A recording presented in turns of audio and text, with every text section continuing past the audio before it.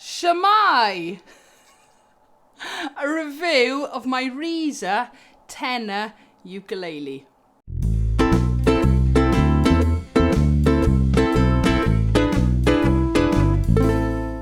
So I've had this a couple of months. I haven't played it anywhere near as much as I'd actually have liked to, but I am going to do a review of it today. It is my Risa Electric LP Tenor Ukulele. So this is the Cherry Sunburst model.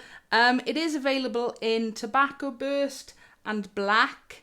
This is the tenor model, and it is also available in a soprano, which I believe has got a long neck. Okay, but this is definitely tenor. It's tuned standard tuning, G, C, E, A, but it has got a low G on it. So as you could probably tell from the intro, it's got steel strings. I think it's the top 4 strings of a normal guitar you can actually use on it. I haven't actually changed the strings yet, so until I go to do that, who knows. But it is very much like playing a solid body electric guitar rather than a traditional an acoustic ukulele. I am no expert yet. I'm not actually a guitarist.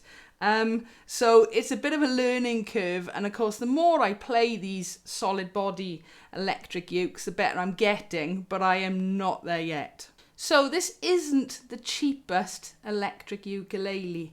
I think it's retailing around about the £590 mark, but it is possible to get it in the sale. It's exactly what I did for my birthday.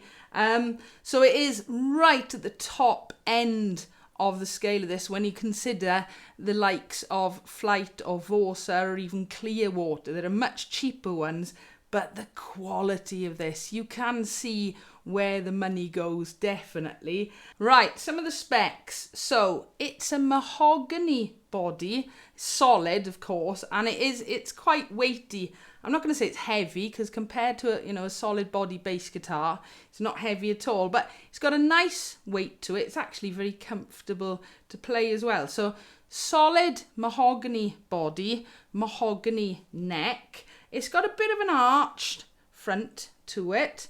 It's in this lovely cherry sunburst colour. So really nice, a nice take on the LP or Les Paul. Nice white pickup covers on this version, although I believe some of the other colour ukes may have different pickups. I'll go through the electronics in a minute. So as I said, arched front top. Looking at the back, you've got your strings through there. You've got your electronic gubbins. I was assuming it's a bolt-on neck, but there's no obvious bolt-ons unless it's all under here. Okay. Right, the fingerboard has got really, really nice block inlays on there. They're big, but somebody with my eyesight, that's fine. It's got side markers as well, which really is a must, especially on an instrument of this quality. So I just mentioned the block markers. It's got a really nice binding on the neck as well. There's no sharp frets whatsoever with this, and that sort of binding carries on all around the instrument as well. All right, it's quite plain really, but that binding with that colour really sets it off nicely. It's a gloss neck. I got extremely sweaty hands, so I'm being quite careful at the minute. As I said, it's heavy. It does come with both strap buttons included, and yeah, I would recommend using the strap with this. It's got enclosed tuners, Grover make, work brilliantly. It's got the nice Risa on the headstock by there, and the truss rod cover.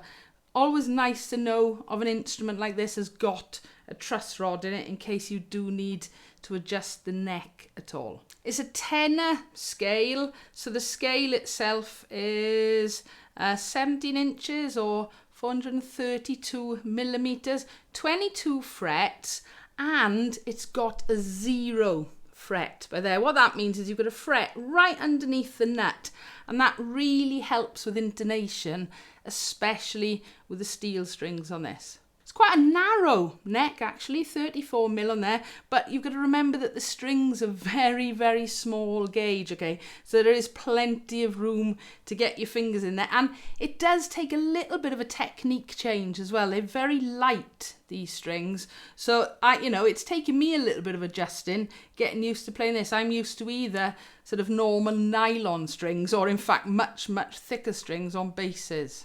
So yes, we've got the Les Paul shape. The actual front itself really does, it's like a little miniature LP, I should call it really.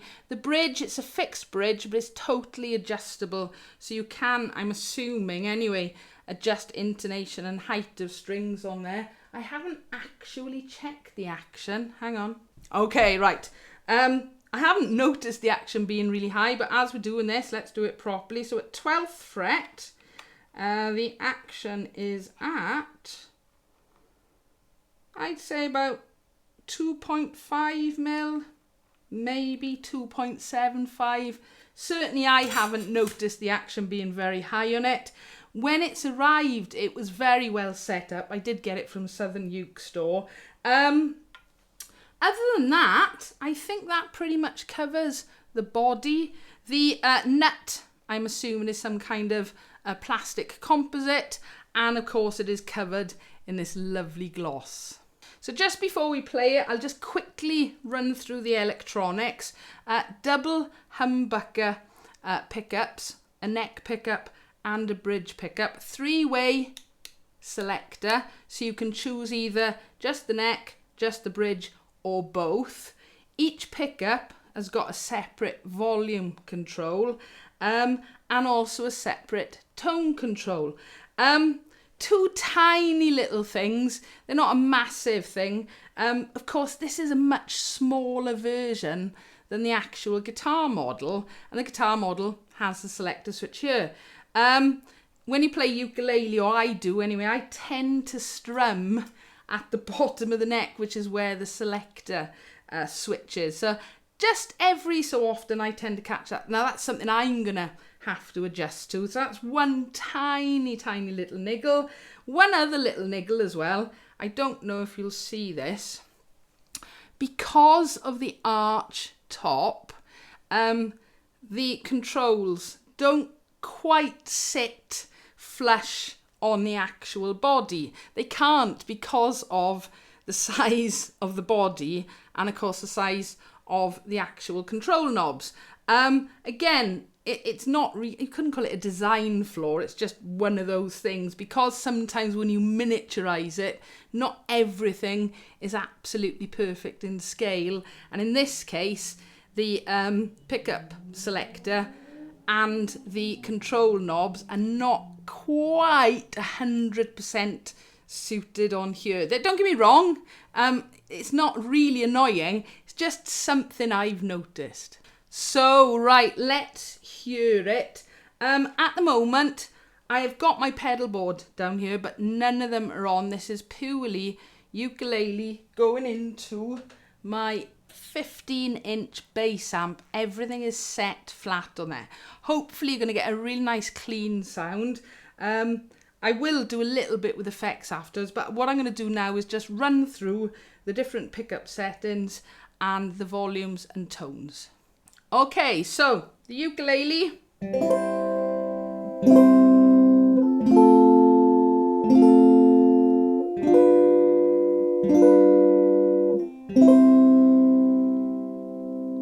Sounds very, very similar to just a normal electric guitar. At the minute, I'm on the middle here, so that's both pickups. Volume-wise,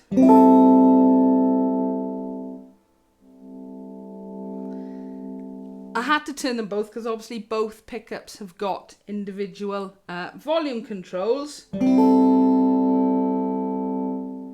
So you can actually adjust those individually. They're okay. There's not much of a massive difference on the sweep. They tend to go, I'm going to do it on just one for a minute.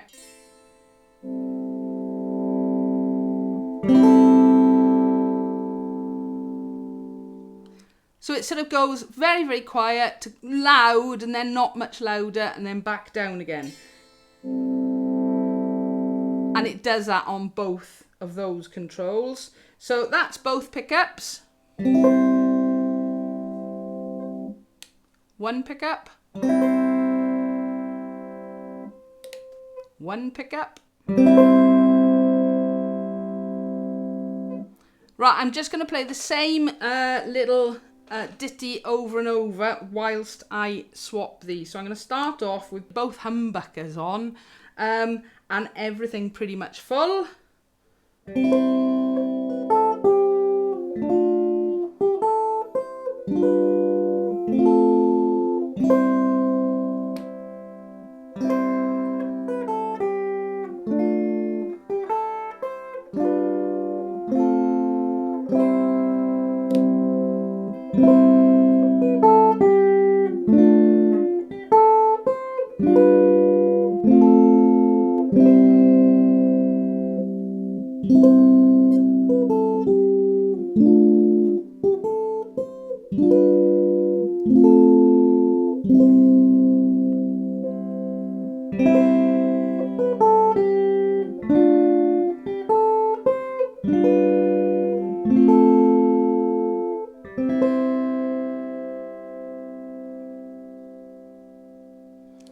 It is very, very nice to play. So that just gives you a quick idea of the tonal range. And of course, there's a lot of adjusting within that you can do as well by sort of altering one thing at a time. But that just gives you a quick idea. So at the moment, we were just going straight into an amp with nothing else on it at all. So that is, you know, what it sounds like through my amp.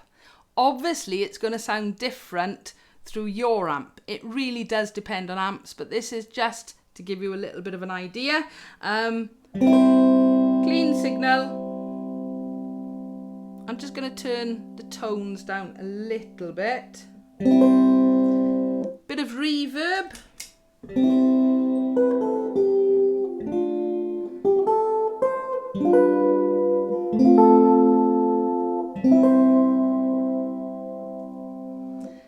Now, I've got everything flat equalizer on the amp. I have got an equalizer pedal, which I'm just going to pop on for a minute. There'll be a little bit of boost in the actual signal as well, hopefully.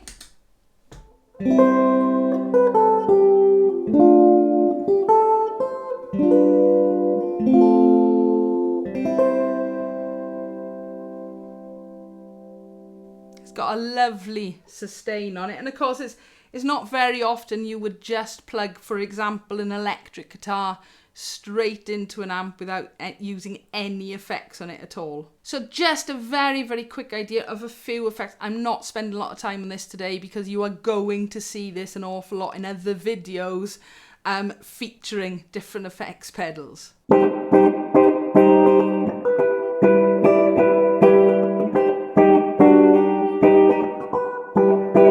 A little bit of auto wah that was.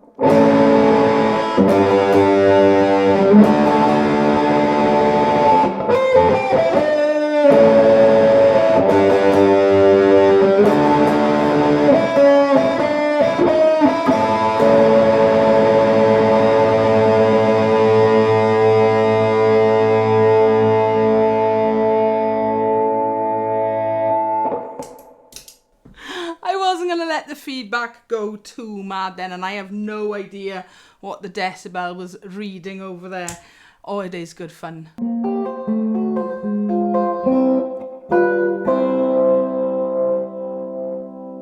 So there we go. That's my Risa Tenor LP Electric Ukulele. Pros, excellent build quality. Risa's a German company. And every little bit of detail and thought has really gone into this. It's stunning to look at. It really does instantly look like a Les Paul. Fantastic to play with effects, of course. And excellent electronics. It isn't just the build quality with something like this. It really does matter what is inside as well. I wouldn't say it's a con, but it is pricey. One thing I would say though, for the price that this is, it comes with a gig bag, but it's not by any stretch of the imagination a decent gig bag. It has got the Risa logo on it. It's very, very thin padding. I wouldn't take this out in this. I would either put it in a far more substantial gig bag, or I might look at getting, I know Risa do make a hard case for it. But yeah, the gig bag could do with improving for the price that it is. And the other very small gripes, I suppose, the placement of this. If you moved it, it wouldn't be the Les Paul that it is, but because of course it is shrunk, it can sometimes get in your way, but that's something I need to compensate for. And the tiniest little gaps down there. But again, if you're going to shrink things, it doesn't always work 100%. It's not anything I wouldn't, it wouldn't stop me buying it, certainly. It's just something I've noticed. So there we go, my Risa Tenor Electric Ukulele in Cherry Sunburst. I had it for my birthday. It's lovely. I just need more time to play it and to sort of get to grips with the different techniques and things that something like this really does need. And have lots of fun playing with effects, because this is really where these come into their own. So there we go. I do hope you've enjoyed that and found it helpful. It is going to appear in many more videos, I suspect. But in the meantime, I need to do a little bit of practice on it. As always though, if you've got a comment or a question, please feel free, leave it below. Give us a like if you've enjoyed, and don't forget to subscribe so you don't miss out on more videos. Thank you for watching.